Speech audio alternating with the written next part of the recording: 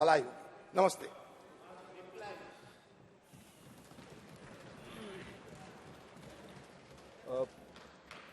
आदरणीय अध्यक्ष जी, आपकी अनुमति से कल से केंद्रीय विश्वविद्यालय 2023 संशोधन विधेयक आपने इस पवित्र गृह में चर्चा के लिए अनुमोदन की पहले चर्चा के लिए अनुमति दिया है। मेरे सहयोगी डॉक्टर सुभाष सरकार जी ने कल इसको आपकी अनुमति से प्रस्तापित किए थे। मैं आपके माध्यम से सबसे पहले इस सदन का सभी पक्षों की सरकार की ओर से, शिक्षा विभाग की ओर से आभार प्रकट करता हूं। 40 से ज्यादा सम्माननीय सदस्यों ने अपने बहुमूल्य सुझाव इस विधेयक के बहाने पे सबके सामने रखा है। मैं सभी ने जो मूल विषय के लिए आज चर्चा हो रही है,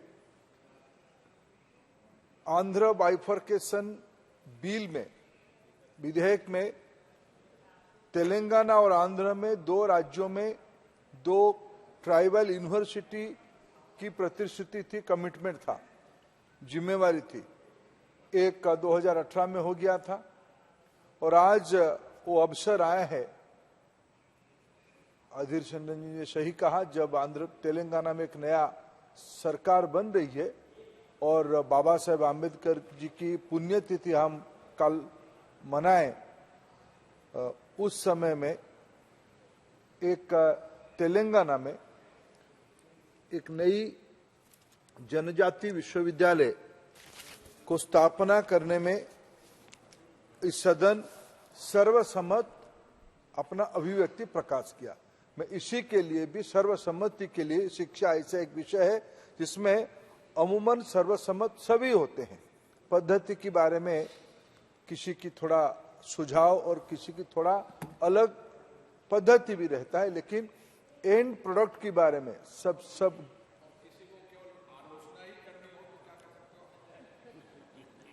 अध्यक्ष जी आपकी अनुमति लेके अधीर रंजन जी को तो कई बार सकारात्मक नहीं, केवल आलोचना ही करनी है, डिसाइड करके आते होगे आप। नहीं अध्यक्ष जी, आजकल अधीर रंजन जी आजकल थोड़ा समय समय पर देश के नौजवानों को संबोधित करते हैं, उनका हौसला बढ़ाते, ये भी तो बोला करो। अध्यक्ष जी, आपकी अनुमति से जिस विषय में आपने कहा, एक दो विषय पे मैं निश्चित रूप में चीजों को स्पष्ट करना उचित मानूंगा, लेकिन मैं हमारी प्रजातंत्र की ये ब्यूटी है, ये उपलब्धि है, कुछ विषय में आज हम एकमत हो पा रहे हैं। और ये जब नई सदन बनी है आपके नेतृत्व में, हम आज एक महत्वपूर्ण विषय में समाज की वंचित वर्गों के बारे में हमने समक्का सरक्का एक महत्वपूर्ण जनजाति महोत्सव है तेलंगाना में। सदियों से कई राज्यों की, न केवल तेलुगु भाषा भाषी आंध्र और तेलंगाना, पड़ोस की महाराष्ट्र, छत्तीसगढ़, उड़ीसा, झारखंड की कुछ जनजाति इस समक्का सरक्का की उत्सव के साथ मडेरमा यात्रा, इसकी पूरा नाम समक्का सरक्का मडेरमा यात्रा, जिस जिले में है, मुलुगु जिले में, संजोग से बहुत मशक्कत के बाद कई मित्रों ने ये विषय उठाया कि इतना देरी क्यों हुई। इसीलिए देरी हुई कि तेलंगाना सरकार स्थान तय कर नहीं पा रही थी इसको कहां करना। बारंबार अनुरोध करने के बाद उन्होंने फाइनली एक स्थान दिया। भारत सरकार ने आज कैबिनेट ने पहले निर्णय हुआ था और आज इसकी एक विधेयक आपके माध्यम से पारित होगा। समक्का सरक्का सेंट्रल ट्राइबल यूनिवर्सिटी लगभग 900 करोड़ रुपया व्यय की व्यवस्था के साथ इसको बनाया जाएगा। ये शीघ्र ही उसकी आज की आपके अनुमोदन के बाद ये प्रक्रिया को आगे ले जाया जाएगा।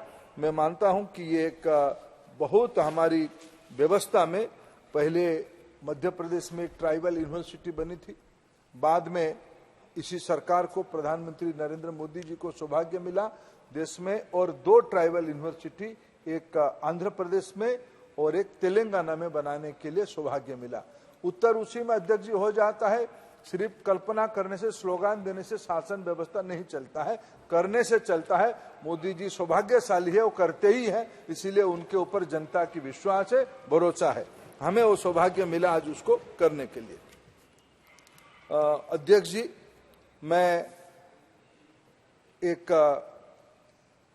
आज की सदन की चर्चा में एक विषय ने सभी ने चिंता किया और मेरे तो मोह हो रहा था सभी की नाम लेके। मैं हमारी बहन श्रीमती सुनीता मुदगल जी से लेके नेता विरोधी दल दुगल आप नहीं, आप गार्डियन हो, आप ही की दायित्व है कान पकड़ के ठीक करना, लेकिन बार बार उठना नहीं दादा सेल्फी के बारे में। मैं उत्तर दूंगा उसका, मैं दूंगा उत्तर। मैं आपका उतावलापन समझ सकता हूं। अधीर रंजन जी को आजकल खुश नहीं करना पड़ता, आपको ही खुश करना पड़ता है।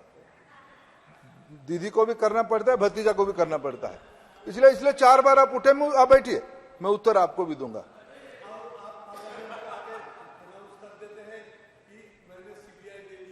स्टेट गवर्नमेंट के खिलाफ अभी पार्लियामेंट में कहा नहीं, अभी कहूंगा, अभी भी कहूंगा। क्यों नहीं दादा, अगर उसको भी आप no authority to announce CBI inquiry on the floor of the house. अध्यक्ष जी, आज तो यूनिवर्सिटी के बारे में तो दादा का दर्द इसीलिए मैं समझ रहा हूं। तीर कहीं लगा है तो आज कष्ट होना ही स्वाभाविक है। गरीबों की पैसा लूटोगे तो निश्चित रूप में तो कार्रवाई होगा ही होगा। दादा क्यों जोशी जी इसको दर्द, अभी दादा को भी चलन सबने, मैंने सबको प्रशंसा किया। सेल्फी के बारे में निश्चित उत्तर दूंगा। और मैं आज और एक मौका, अच्छा उस दिन पहला दिन क्या बात कह रहे, उसकी कभी आप आपत्ति लाओ तो उसके ऊपर खुल के एक बार चर्चा होनी चाहिए। आज बंगाल देश की जनता को अधिकार है, विशेष करके बंगाल की जनता को अधिकार है जानने के लिए ब्लैक एंड व्हाइट क्या हो रहा है, दूध का दूध पानी का पानी एक बार होना ही चाहिए दादा, कि क्या हो रहा है बंगाल में। चिल्लाने से, जोर जोर से चिल्लाने से, एक थिएटरिक करने से, एक ड्रामा करने से सत्य छुप नहीं जाता है। इस विषय को हम भी कभी कभी सामने रखना चाहेंगे।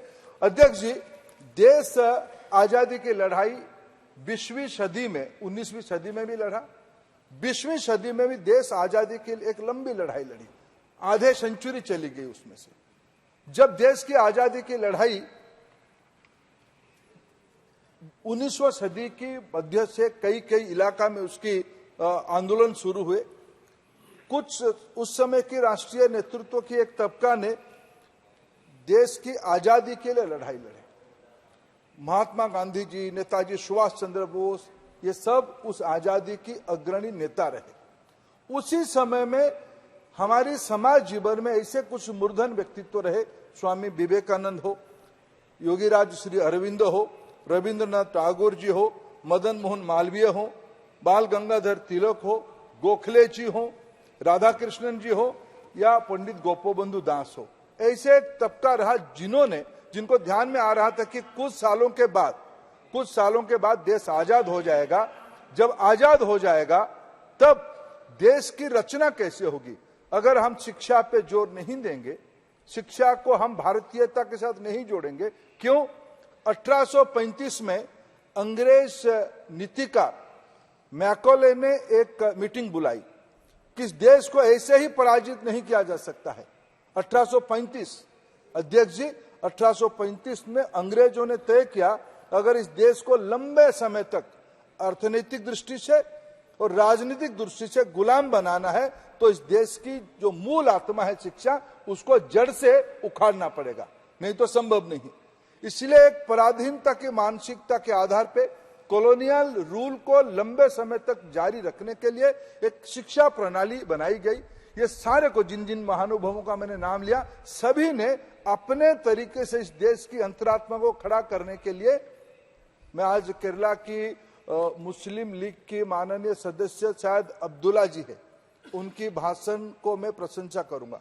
उन्होंने भारत की शिक्षा व्यवस्था अंतरात्मा से कैसे जुड़नी चाहिए उसको उन्होंने आज उल्लेख किया है।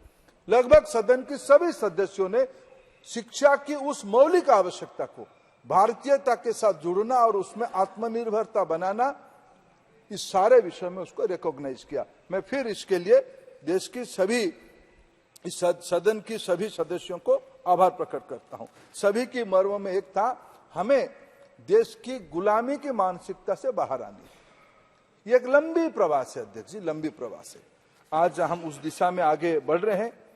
अध्यक्ष जी, एक सारे जो महानुभावों ने, सारे माननीय सदस्यों ने जो कुछ विषय उल्लेख किया है, उसमें से अगर मैं सारांश से देखता हूं, 3-4 विषय प्रमुखता से लोगों ने, माननीय सदस्यों ने अपना चिंता प्रकट की है, कंसर्न दिखाई है।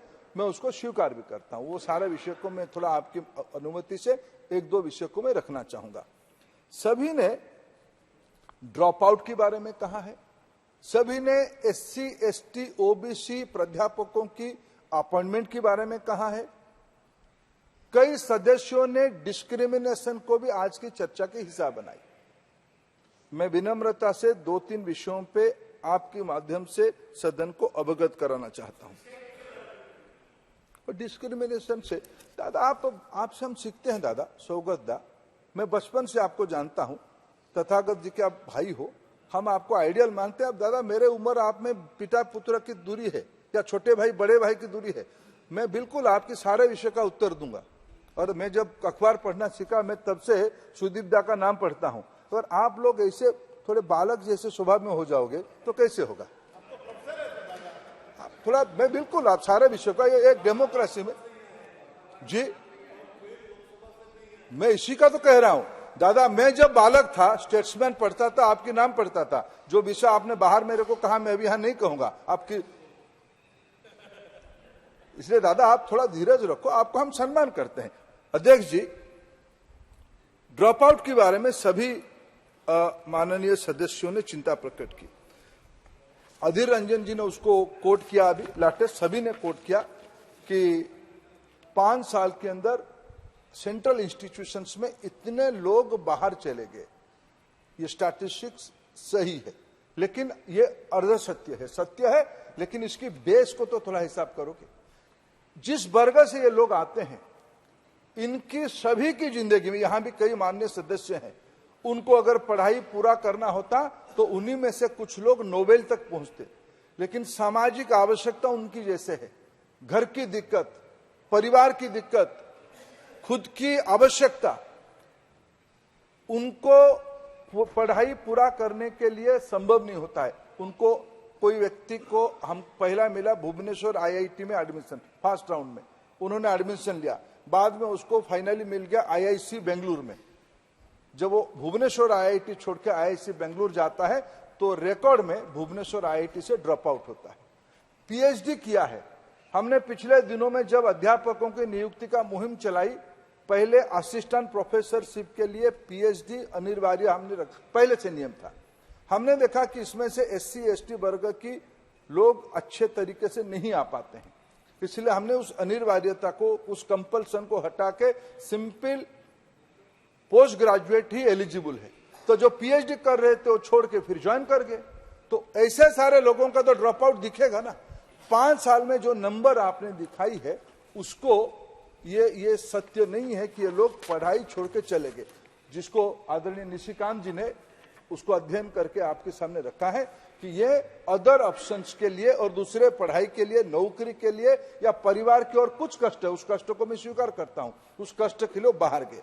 अगर अभी मैं एनरोलमेंट की बात कहूं, कई मित्रों ने पूछा उसको कि एनरोलमेंट की क्या है, और मेरे मित्र सप्तगिरी जी ने Amarkantak Indira Gandhi national tribal university की विद्यार्थियों के बारे में कहा और कोरापुट सेंट्रल यूनिवर्सिटी की ट्राइबल विद्यार्थियों के बारे में कहा। अगर पहले मैं उस 2 स्टैटिस्टिक्स को थोड़ा उत्तर दूं, मेरे मित्र सप्तगिरी जी, शायद आप की तथ्य पर्याप्त नहीं है, सही नहीं है। मेरे पास जो पिछले 5 साल की तथ्य है, उसमें कोरापुट सेंट्रल यूनिवर्सिटी में कभी भी 8% से नीचे ट्राइबल स्टूडेंट उस इंस्टीट्यूशन में नहीं है। सब समय में 7.9, 11.15, 9.44, 9.34। संविधान की व्यवस्था के हिसाब से ST स्टूडेंट की रिजर्वेशन नंबर है 7.5। रिजर्वेशन कैटेगरी से ज्यादा विद्यार्थी कोरापुट सेंट्रल यूनिवर्सिटी में आज भी पढ़ते हैं। बाकी रहा Indira Gandhi national tribal university Amarkantak के बारे में, अमरकंटक में एट एनी गिवन ईयर 13, 14, 15% से कम ट्राइबल स्टूडेंट नहीं पढ़ते हैं। ये जो एक धारणा है कि आज भी कई सदस्यों ने चर्चा किया, ट्राइबल यूनिवर्सिटी होगा यानी वहां केवल ट्राइबल स्टूडेंट पढ़ेंगे, ऐसा नहीं है अध्यक्ष जी। ट्राइबल इलाका में होगा, ट्राइबल विषयों पे चर्चा होगा, ट्राइबल चैलेंजेस के बारे में चर्चा होगा, और भारत की संवैधानिक व्यवस्था में जितना ट्राइबल रिजर्वेशन है उतने विद्यार्थी पढ़ेंगे। आज तो उस इंस्टीट्यूशन में उससे ज्यादा विद्यार्थी पढ़ते हैं। ये तथ्य शायद पर्याप्त सप्तगिरी जी के पास नहीं है, मैं आपके माध्यम से स्पष्ट करना चाहता हूं। आज देश में मैं अध्यक्ष जी 2 बेस लाइन पे आपके सामने कुछ तथ्य रखना चाहता हूं। जब प्रधानमंत्री नरेंद्र मोदी देश को सेवा करने का 2014 में अवसर मिला, तब देश में एब्सोल्यूट नंबर में उच्च शिक्षा में, हायर एजुकेशन में 3 करोड़ 42 लाख विद्यार्थी थे। 3 करोड़ 42 लाख। ये आज बढ़ के ये GR तब 23% होता था। उस आयु के बच्चों के अंदर ये 23% होता था। Gross enrolment ratio higher education में 23% होता था। इसी साल यानी 21-22 जहां की लेटेस्ट सर्वे की, जो ऑल इंडिया एजुकेशन सर्वे की स्टैटिस्टिक्स आईज की हमारी हाथ में है, 21-22 की सर्वे के हिसाब से ये बढ़ के 28% हुआ है। 23 से 28% हुआ है। और एब्सोल्यूट नंबर में 4 करोड़ 32 लाख। और इसकी ग्रोथ को अगर आपके सामने मैं विनम्रता के साथ रखूंगा, चिंता की कोई कारण नहीं है। मैं पहले फिर आऊंगा SC, ST, OBC में। आज भारत में नई यूनिवर्सिटी खुल रहे हैं, नई कॉलेजेस खुल रहे हैं, नए क्वालिटेटिव हायर एजुकेशन इंस्टीट्यूशन खुल रहे हैं। उसके कारण नए नए कोर्सेज खुल रहे हैं। पहले हमारे वहां AI में अंडर ग्रेजुएट कोर्स नहीं थी। पहले हमारी मेडिकल इंस्टीट्यूट और इंजीनियरिंग इंस्टीट्यूट मिलकर ज्वाइंट कोलैबोरेटिव कोर्स नहीं चलाते थे। आज कई सारे भारत की स्टेट यूनिवर्सिटी, सेंट्रल इंस्टीट्यूशन इस प्रकार के नया कोलैबोरेटिव इंस्टीट्यूशन चलाने का देश की विद्यार्थी देश में पढ़ता है। इसके कारण देश में लगभग 26.5% ग्रोथ 14 से 21-22 तक, 23 के हिसाब आना बाकी है। ये और थोड़ा बढ़ेगा। विशेष करके महिलाओं में आदरणीय सुप्रिया ताई ने महिलाओं के बारे में अच्छी चिंता की। मैं उस चिंता को स्वीकार भी करता हूं, लेकिन मैं 14 और 21-22 की कंपैरिजन देता हूं। 14 में जितने महिला पढ़ते थे, छात्रा पढ़ते थे, उस तुलना में आज 31.6% ज्यादा पढ़ रहे हैं। यह सरकार की उपलब्धि है। अगर मैं ST को पहले आऊं, आज ST की चर्चा हो रही है। ST की टोटल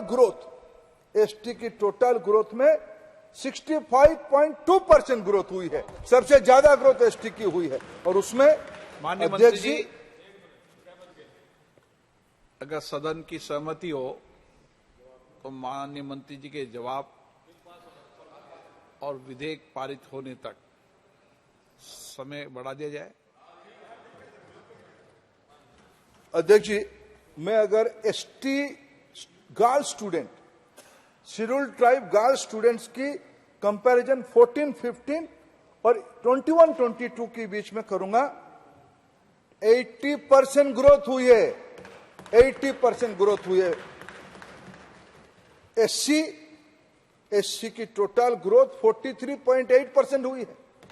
और उसमें वुमेन लगभग 51% हुई है। OBC 45% ग्रोथ हुई है। उसमें वुमेन 49.3% हुई है। PhD, ओवरऑल PhD देश में जितने विद्यार्थी कर रहे थे, उसमें पहले अगर 1,17,301 PhD रजिस्ट्रेशन 14-15 में था। इस देश की वैज्ञानिक अप्रोच के कारण आज उसकी संख्या बढ़ के 2,13,000 हो चुकी है। इसमें 81% की ग्रोथ हुई है। महिला PhD, यही तो अभी इस बार जब सुदीप दा और हमारे शौकत दा की चिंता होती थी कि भाई ये प्रधानमंत्री जी की सेल्फी पॉइंट क्यों बना रहे हो, इसीलिए बना रहे हैं कि देश के पहला प्रधानमंत्री जब चंद्रयान 3 की सक्सेस हुआ, वहां पहुंच के, बेंगलुरु पहुंच के उन्होंने उस वैज्ञानिक के अंदर जो महिला वैज्ञानिक काम कर रहे थे, सबसे ज्यादा प्रशंसा उन्हीं का किया। क्या यह गौरव की विषय नहीं है क्या देश की प्रधानमंत्री कोई दल की होते हैं? क्या कोई वर्ग की होते हैं?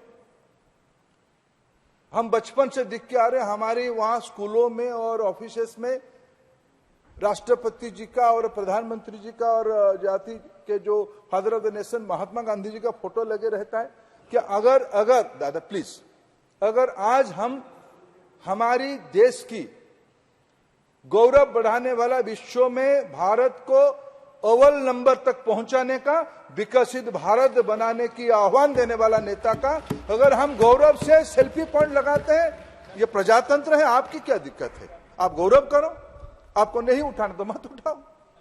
बच्चे तो उठा ही रहे हैं, बच्चे तो उठा, कंपलसरी तो है नहीं, बच्चे तो उठा रहे हैं, सेलिब्रेट कर रहे हैं। आज महिला पीएचडी, इसीलिए मैं उसको उल्लेख कर रहा हूं, आज महिला पीएचडी 106% ग्रोथ हुई है 14-15 से। सुप्रिया ताई 14-15 में बागडोर आपके हाथ में था, आपके हाथ में मौका था, आपके हाथ में मौका था। पीढ़ी दर पीढ़ी वहां बैठे हुए मित्रों की पीढ़ी दर पीढ़ी देश और राज्यों के शासन के दायित्व में थे, आपको किसी ने मना नहीं किया था। अगर आज हमें सेवा की मौका मिली है, हमने फोकस किया है। 106% ताई महिलाओं की पीएचडी करने वालों की संख्या बढ़ी है इस सरकार देश में। और चर्चा हो रही थी शिक्षक नियुक्ति के बारे में। अध्यक्ष जी, मैं आज इस पवित्र गृह में एक तथ्य ऑन रिकॉर्ड रखना चाहूंगा। कई बार जब मैं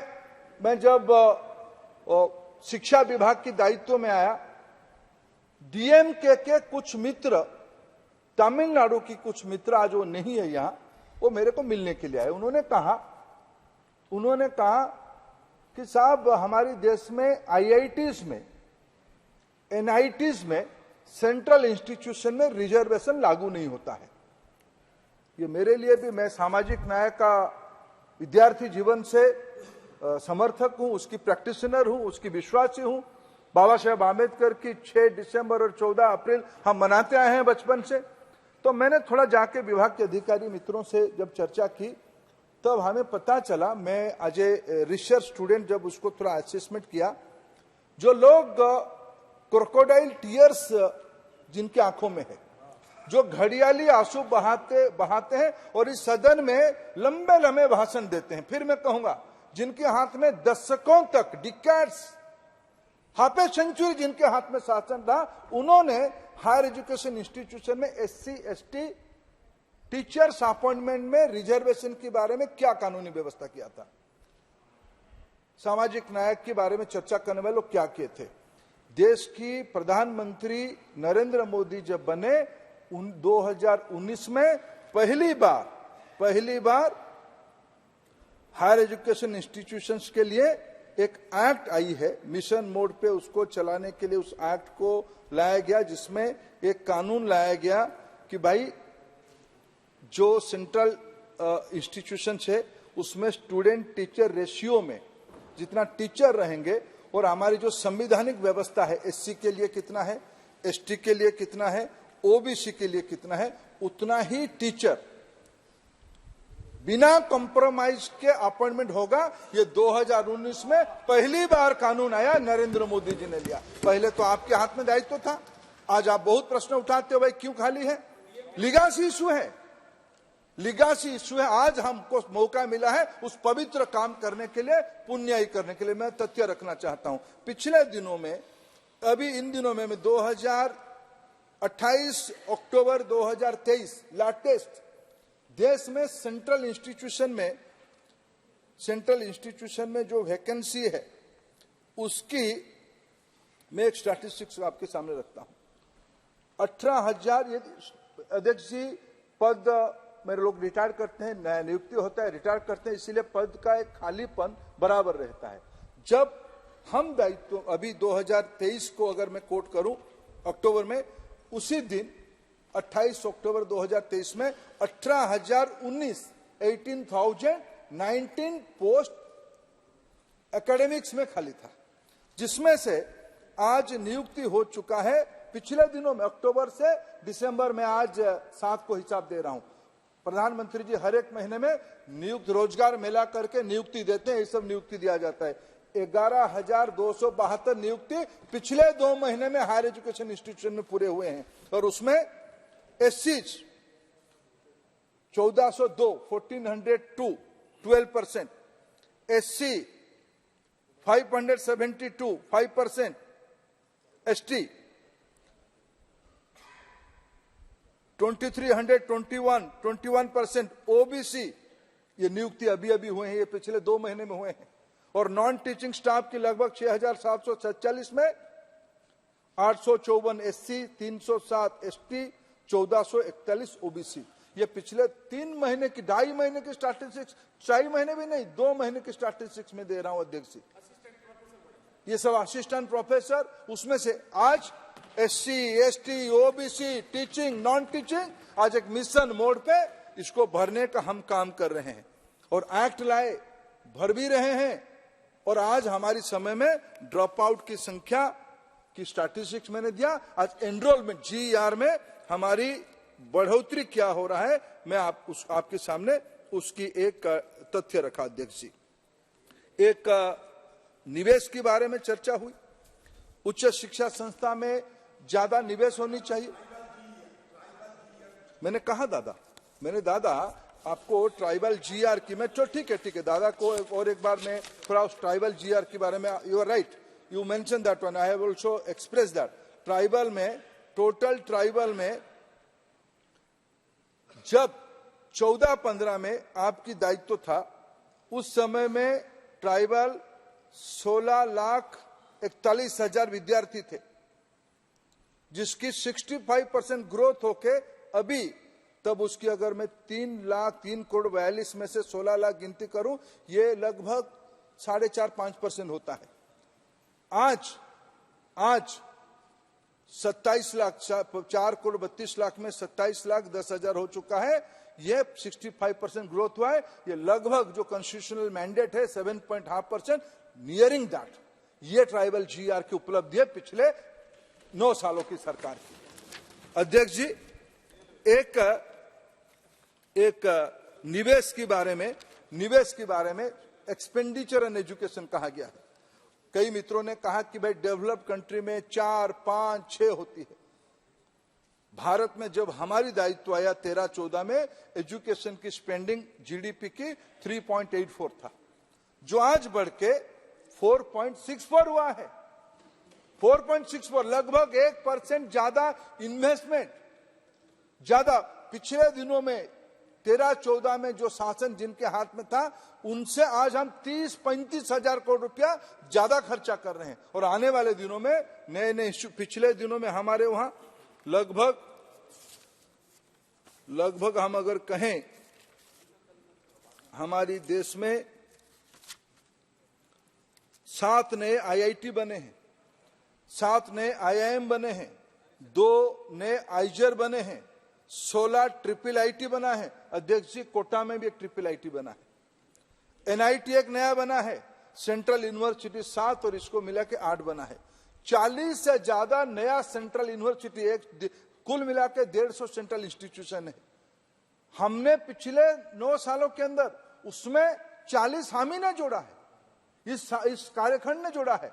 ये हमारी सरकार की प्रतिबद्धता है उच्च शिक्षा के बारे में, सरकार के अंदर खर्चा बढ़ाने के बारे में।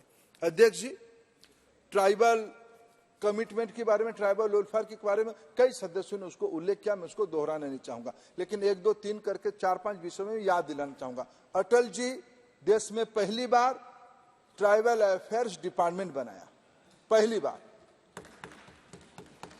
प्रधानमंत्री जी ने, निशिकांत जी उल्लेख कर रहे थे, जनजाति गौरव दिवस भगवान बिरसा मुंडा जी की जयंती के दिन पहली बार बनाए। पहले भी बिरसा मुंडा थे, लड़ाई किए थे, बाकी लोगों को याद करने की आवश्यकता थी नहीं, क्या हमको सौभाग्य मिला, हमने उसको सम्मान किया। आप कुछ भी कहो, मैं इन दिनों में मेरे को सौभाग्य मिला, मैं उड़ीसा से आता हूं अध्यक्ष जी, फिर भी मैं कभी आदरणीय राष्ट्रपति जी के साथ उनके गांव में कभी नहीं, तो वो मेरे गांव में आते थे तो मैं साथ में रहता था। पहली बार उनकी गांव गनगौर, झारखंड और उड़ीसा की बॉर्डर में इलाका है, अत्यंत ट्राइबल कॉन्सेंट्रेटेड इलाका है। सब मैं आंखों की चमक दिखा हूं, पहली बार देश में अपने जिंदगी को एकदम दारिद्र्यता की एकदम निम्न बॉटम ऑफ द पिरामिड से उठ के आने वाले महिला आज इसी कालखंड में देश की राष्ट्रपति बनी है। कुछ भी कोई कहे, महिला और जनजाति, हमें वो सौभाग्य मिला इस प्रजातंत्र को महिमा मंडन करने के लिए इसी कालखंड में हुई है। अध्यक्ष जी, इसमें कोई वोट की संपर्क नहीं है। 24,140 करोड़ आबादी में 24,70,000 प्रिमिटिव पीवीटीजी आदिम जाति के लोग हैं। आदिम जाति के लोग हैं। लोग कहते हैं सेल्फी क्यों उठाते, इसीलिए उठाता हूं। आपको 7 दशक आपको मिला, आपने गौरव नहीं किया। मेरे नेता ने याद करके बिना वोट की चिंता रखते हुए 24,000 करोड़ रुपया खर्चा कर रहे हैं उनकी शिक्षा के लिए, रोजगार के लिए, स्वास्थ्य के लिए। ये हमारी सरकार की प्रतिबद्धता है जनजाति विकास के लिए। प्रधानमंत्री जनमन योजना आज शुरू हुई है। 700 से ज्यादा एकलव्य विद्यालय, 700 से ज्यादा एकलव्य विद्यालय ट्राइबल कॉन्सेंट्रेटेड ब्लॉक में आज बन रहा है। 28,000 करोड़ रुपया खर्चा होगा। एक स्कूल में लगभग 40 करोड़ रुपया खर्चा होती है। यह आज इस सरकार की उपलब्धि है। आंध्र प्रदेश में ट्राइबल यूनिवर्सिटी ऑलरेडी मेरे को सौभाग्य मिला, मैं वहां के मुख्यमंत्री जी के साथ जाके विजयनगरम जिले में, शायद वो नया जिला बना है, आलूरी सीताराम राजू जी के नाम पे वो जिला बना है। शायद अध्यक्ष जी इस सदन कभी आलूरी सीताराम राजू का नाम नहीं सुना होगा। हम सौभाग्यशाली लोग हैं, उड़ीसा, आंध्र प्रदेश, उस इलाके के लोग। आलूरी सीताराम राजू वीर पुरुष थे, आदिवासी थे, देश की गौरव के लिए लड़े थे। उन्हीं के जिले में आज हम central tribal university Andhra Pradesh बना रहे हैं। अध्यक्ष जी, हमारी प्रतिबद्धता लोग को दिखाने के लिए नहीं, लोगों के लिए करने के लिए है। आज उसी कड़ी में हम लोग आगे गए हैं। अध्यक्ष जी, आज सभी ने और एक महत्वपूर्ण विषय पे शिक्षा के ऊपर चर्चा किया। मैं मेरा धन्यवाद सबको दिया। 2020 में जो मैकले पद्धति से हमको विरासत में हमको मिला था एक व्यवस्था, जिसको हमारे मनीषियों ने, स्वामी विवेकानंद जी से लेके हमारे, जिनके बारे में आज हमने चर्चा किया, मैं आभारी हूं। सौगतदा आपका, आपने हमारी राज्य की महापुरुष का नाम आपने लिया, विधुभूषण दास जी का, मैं आभारी हूं। एक उड़िया के नाते मैं कृतज्ञ हूं, आपने कम से कम याद किया। उन जैसे शिक्षा विदों के कारण जो देश में एक वैकल्पिक शिक्षा बननी चाहिए, भारतीयता के आधार पे, भारतीय ज्ञान परंपरा के आधार पे शिक्षा बननी चाहिए। आज प्रधानमंत्री नरेंद्र मोदी जी के नेतृत्व में 2020 की नई शिक्षा नीति, उसके एक दार्शनिक तत्व करके हम सब हमारे सामने है। It's a philosophical document for 21st century to create global citizens, जिसमें अमृत काल में आने वाले 25 साल में देश की विद्यार्थी, देश की नौजवानों की रचना कैसे होगी, उनकी मनस्थिति कैसे होगी। विकसित भारत बनानी है तो शिक्षा ही कुंजी है, शिक्षा ही टर्न अराउंड करेगा। क्या क्या शिक्षा होनी चाहिए, आज सभी लोग उसी में सहमति दिखा रहे हैं। आत्मनिर्भर भारत बनानी है। 2-3 फीचर अगर मैं आज की राष्ट्रीय शिक्षा नीति का कहूंगा, कई लोगों ने आदिवासी भाषा के बारे में कहा। भारत की पहला राष्ट्रीय नेतृत्व होगा प्रधानमंत्री नरेंद्र मोदी जी, जिन्होंने कहा भारत की सभी स्थानीय भाषा, सभी मातृभाषा राष्ट्रीय भाषा है। वो ओल्चिकी हो, मुंडारी हो, उड़िया हो, बंगाली हो, तमिल हो, तेलुगु हो, मराठी हो, मलयाली हो, पंजाबी हो, ओहमिया हो, सभी भाषा राष्ट्रीय भाषा है। लोगों ने भाषा को, समाज को बांटने में लगे थे। प्रधानमंत्री नरेंद्र मोदी जी भाषा को जोड़ने की काम किया। मैं अभी गया था मेरे मित्र सप्तगिरी जी के जिले में, कोरापुट में, वहां ट्राइबल यूनिवर्सिटी, हमारा ट्राइबल यूनिवर्सिटी वहां क्या काम करता है। वहां अध्यक्ष जी 2 भाषा लोकल लैंग्वेज में कहा जाता है, ट्राइबल लोग कहते हैं। एक कोई भाषा कहते हैं, एक देशीय भाषा कहते हैं। सप्तगिरी थोड़ा तो मेरा प्रशंसा कर देते कि हमने 2 प्राइमर निकाला है करके। आप तो पढ़े लिखे हो भाई, आपको तो मालूम था। हम जाके आप ही के जिला देखे 1 अप्रैल को गए थे, उत्कल दिवस के दिन गए थे। जाके वहां जो स्थानीय भाषा में अध्यक्ष जी जो बच्चे जो घर से सुन के आते हैं, उसी भाषा को उड़िया भाषा के साथ लिंक करने के लिए शिक्षक और विद्यार्थियों के लिए हम लोगों ने प्राइमर बनाई है। आज भारत सरकार प्रतिबद्ध है भारत की सभी स्थानीय भाषाओं को अपने पढ़ाने का। टेक्नोलॉजी में संभव है, राष्ट्रीय शिक्षा नीति ने कहा है संभवतः 8वीं तक 8वीं तक भारतीय भाषा में पढ़ाया जाएगा। सीबीएसई ने सर्कुलर निकाला है, भारत की सभी शेड्यूल लैंग्वेज, भारत सरकार ने, भारत की संविधान व्यवस्था ने 22 शेड्यूल लैंग्वेज किया है। सारे शेड्यूल लैंग्वेज में धीरे धीरे सीबीएसई अपना पाठ्य पुस्तक, टीचिंग लर्निंग मटेरियल बना देगा। ये राष्ट्रीय शिक्षा नीति के अंश है। आज भारत सरकार काशी तमिल संगमम आयोजित कर रहा है, दूसरी बार कर रहा है। काशी और तमिल संस्कृति दोनों की जो अभिन्न संपर्क है, उसको आज, उस भाषा को आज पुनर्जीवित करने का कोशिश किया जा रहा है। आज की शिक्षा नीति में सिर्फ जॉब सीकर नहीं, जॉब क्रिएटर बनाना, एक फंडामेंटल अप्रोच बदली है अध्यक्ष जी। हमें स्किल्ड मैन पावर बनानी है। ड्रोन आ गया है, ब्लॉकचेन आ गया है, बायोटेक्नोलॉजी के नए नए आयाम आ गया है। पुराने फिजिक्स, केमिस्ट्री, बायोलॉजी, जूलॉजी में सब एकांगी रूप में पढ़ाया जाता था। इसको इकट्ठा पढ़ाने पड़ेगा, मल्टी डिसिप्लिनरी करना पड़ेगा। ये सारा व्यवस्था आज की राष्ट्रीय शिक्षा नीति में हम लोग आज एनविजन कर रहे हैं। एंटरप्रेन्योरशिप आज हमारी प्रायोरिटी की विषय है। कई मित्रों ने रैंकिंग के बारे में कहा। भारत की इंस्टीट्यूशन इतने दिनों में, हमारे महाराष्ट्र की आदरणीय सदस्य औरंगाबाद के, उन्होंने रैंकिंग के बारे में कहा। आपकी चिंता वाजिब है, लेकिन ये रैंकिंग रातों रात नहीं हो जाएगा। आज अभी क्यूएस रैंकिंग आई है, जिसमें पहली बार भारत के इंस्टीट्यूशन तेजी से ऊपर की ओर जा रहे हैं।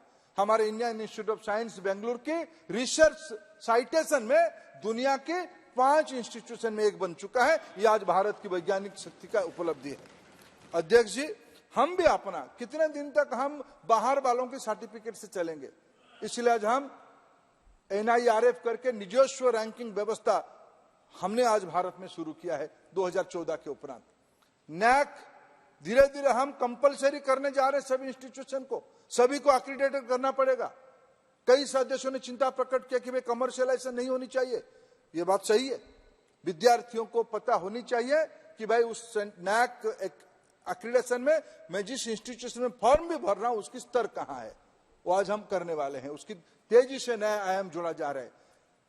नेशनल बोर्ड ऑफ एक्रीडेशन की दायरा बढ़ाया, NBA की दायरा बढ़ाया जाता है। ये आज हमारी प्रैक्टिस बन चुकी है।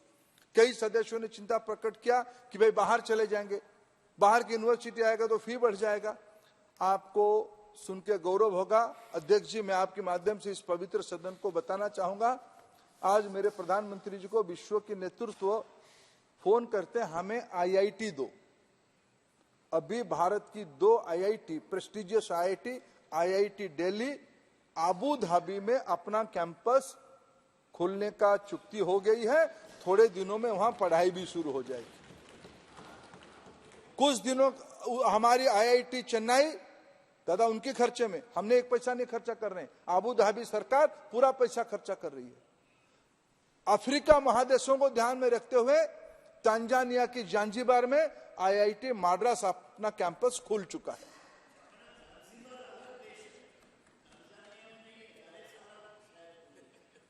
दादा ठीक है, मैं मान गया, चलो आगे बढ़ते हैं। दादा आगे बढ़ गया, मैं इसको क्यों आपसे उलझूं, क्यों तर्क क्यों करूं आपसे? नहीं, चलो इसको अध्यक्ष को करेक्ट करने दीजिए। दादा कुछ विषय को विद्वता में आप खुद जाके आए हैं, क्यों मैं क्यों उलझूं? अध्यक्ष जी मैं आपसे क्यों, दादा मेरे बड़े हैं, मान भी चुका हूं, उलझू क्यों उनसे झगड़ा करूं? वो सुधीर अधीरता के काम वो करते रहेगा उनके साथ। अध्यक्ष जी, आज भारत की इंस्टीट्यूशन केवल कई जैसे अभी कई मित्रों ने, रूडी जी थे, बाद में शायद रूडी जी हैं, और उधर से हमारे शायद अधीर दा ने भी स्वीकृति किया। हमारे राज्य में Kalinga institute of social science आज देश के लिए गौरव ला रहा है। वहां आदिवासी बच्चों को पढ़ाने के लिए उन्होंने एक अच्छा मॉडल खड़ा किया है। भारत की प्राइवेट यूनिवर्सिटी विदेश जा रहे हैं। आज भारत की यूनिवर्सिटियों में स्टडी इन इंडिया, भारत में आके पढ़िए, भारत में आके पढ़िए, ऐसे व्यवस्था में विश्व भर की अनेक विद्यार्थी भारत आने के लिए उत्सुक है। उनको भारत हम लाएंगे पढ़ाने के लिए। भारत आएंगे, पढ़ेंगे तो भारतीयता को लेकर लौटेंगे। ये सब हमारी एम्बेसडर बनेंगे। आज भारत की शिक्षा नीति उस दिशा में काम कर रही है। अध्यक्ष जी,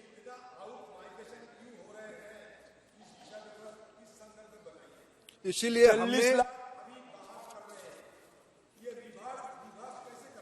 देखिए दादा बैठिए बैठिए दादा देखिए दुनिया बदल चुकी है दुनिया दादा बैठिए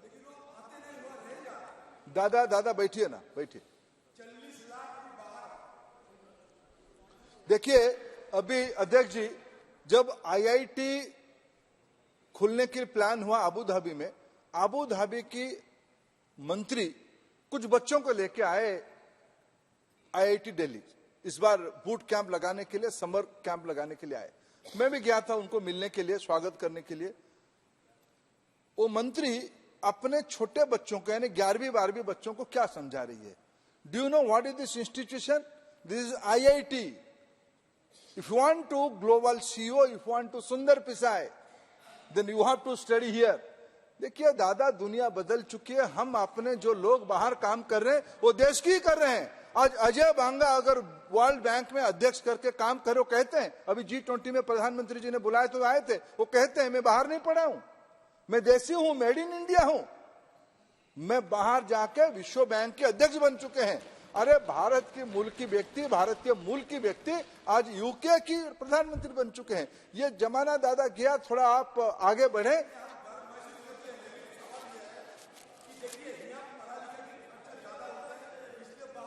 वो चिंता है दादा वो चिंता है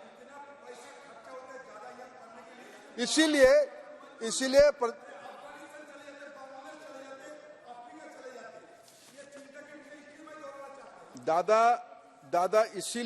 दादा इसीलिए आज भारत ने एक ऐतिहासिक निर्णय किया है बाहर की क्वालिटेटिव विश्वविद्यालयों को गुणात्मक विश्वविद्यालयों को भारत में आके अपना कैंपस खुलने के पहली बार हमने अनुमति देने वाले हैं ये कानून भी हो चुका है यूजीसी की ओर से 2 फॉरेन यूनिवर्सिटी उलंगुंग और डिकेन गुजरात की गिफ्ट सिटी में अपना कैंपस अगले शिक्षा वर्ष से बच्चों को पढ़ाना शुरू करेंगे कम खर्चे में ग्लोबल स्टैंडर्ड की स्टडी यही भी हो सकता है धीरे धीरे दुनिया बदल रहा है दादा उस दिशा में भी हम लोग काम कर रहे हैं मैं 1-2 विषय का थोड़ा विनम्रता से उत्तर देना चाहूंगा सभी लोगों ने अच्छा चर्चा किया है और डिस्क्रिमिनेशन के बारे में अपने अपने मत लोगों ने रखा मैं कभी एक नागरिक के नाते संयोग से शिक्षा विभाग की मंत्री के नाते जब इस विषय का उत्तर देता हूं अध्यक्ष जी मैं दिल की बात कहना चाहता हूं मैं भी भर जाता हूं मेरे पास उसकी कोई उत्तर नहीं होता है कभी एक सभ्य समाज में हमारी आईआईटी आईआईएम या कोई भी यूनिवर्सिटी में पढ़ा हुआ लड़का आज के समाज में अगर किसी कारण से अपना अमूल्य जीवन उसको हराना पड़ता है सर उससे दुखदायक घटना किसी के लिए नहीं हो सकता सभ्य समाज के लिए कुछ नहीं हो सकता मैं उसके लिए जिम्मेदार हूं दुनिया कोई हमको उंगली दिखाए तो मैं उसके लिए जिम्मेदार हूं आज नागरिक आज शिक्षा मंत्री मैं पहले भी कहा हूं आज इस पवित्र गृह में उसको कहता हूं ये समाज की दायित्व है हम सभी को उस विषय को जूझना पड़ेगा मैं उसकी गहराई से नहीं जाना चाहूंगा अगर रोहित वेमुला की बात कहा जाएगा अगर आप दादा विश्व भारती की बात कहते हो दादा मैं आपको याद दिलाऊंगा जादवपुर यूनिवर्सिटी भी है मैं बंगाल सरकार की व्यवस्था को भी देखा हूं आपकी पड़ोस में है सुदीपदा और शौकतदा दोनों की पड़ोस में जादवपुर यूनिवर्सिटी है क्या पर हम सहमत हो सकते हैं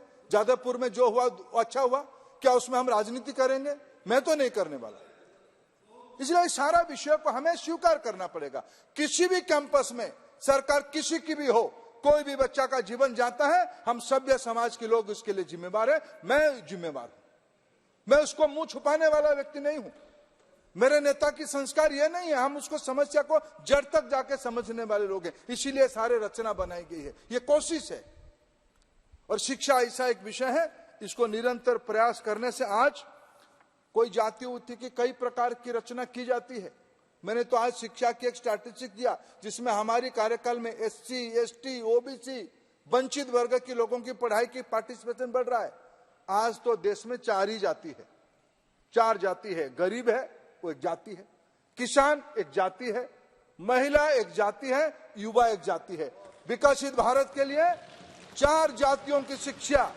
आज की समग्र सारक का सेंट्रल यूनिवर्सिटी की निवेदन लेके हम आए हैं इस पवित्र गृह अनुमोदन करेगा आज हम भारत को 2047 तक एक विश्व की ताकतवर देश बनाएंगे। इसी संकल्पना के साथ सभी की समर्थन चाहता हूं। धन्यवाद। प्रश्न है कि विधेयक पर विचार करने हेतु प्रस्ताव। प्रश्न है कि विधेयक